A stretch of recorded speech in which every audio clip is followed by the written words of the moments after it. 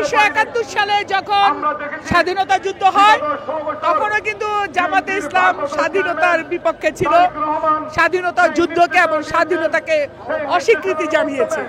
So 2024 আবার স্বৈরাচার মুক্ত বাংলাদেশ হয়েছে।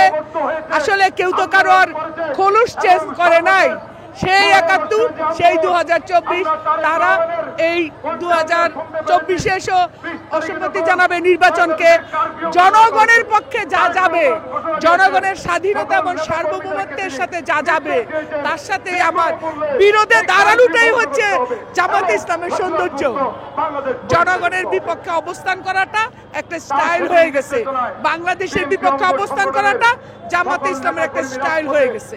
আমরা জাতীয়তাবাদী দল স্বাধীনতা যুদ্ধ থেকে, রণাঙ্গন থেকে 2024 পর্যন্ত জনগণের সাথে আছি, গণতন্ত্রের সাথে আছি, ভোটাধিকারের সাথে আছি এবং বাংলাদেশ জাতীয়তাবাদী দল যতক্ষণ দিন থাকবে আমরা জনগণের সাথেই থাকবো।